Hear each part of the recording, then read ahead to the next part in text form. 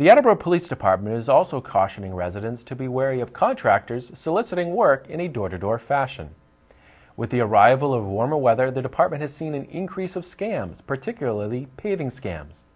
There are a number of techniques that these contractors use to lure local residents into paying for unsolicited services, and we spoke with Attleboro Police Detective Sergeant Arthur Brillon to learn more about these tactics.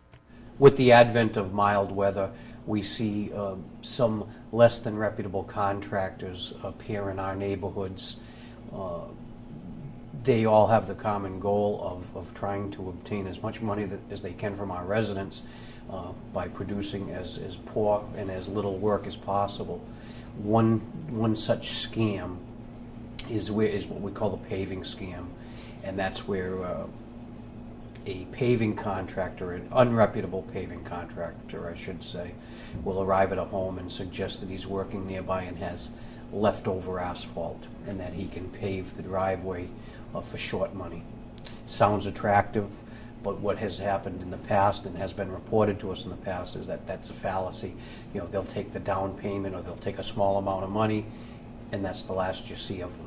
Another similar scam is where a paving contractor, or here again an unreputable paving contractor, arrives, begins working on your driveway, maybe tears some of it up, and by the time the homeowner catches on to it and puts a halt to it, the job's already in the works.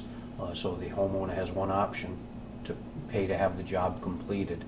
I would recommend, if either of these situations occur, that the homeowner call the police department and report the matter.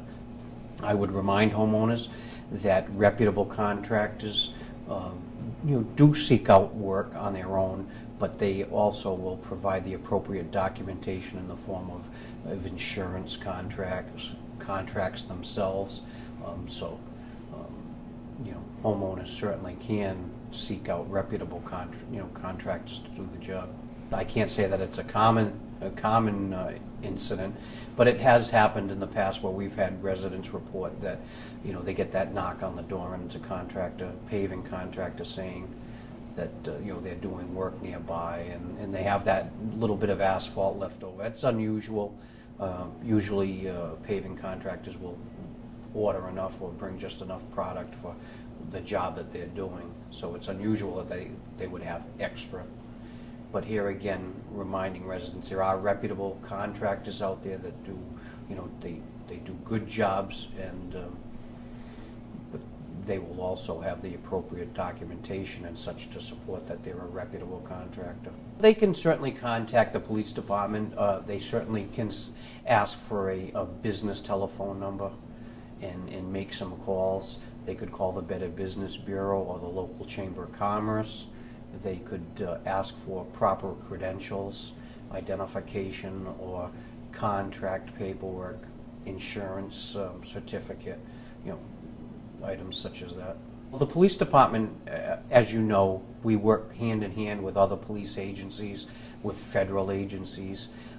There's also in this type of situation, there's a group called the Bunko Investigators Association that we've worked with, and these agencies have identified certain people who seem to be a common denominator amongst these type of thefts, and their attention can be paid to them particularly, and we can then pay less attention to the reputable contractor. If they produce a less than reputable job, the police department can explore whether or not a larceny occurred, and if it's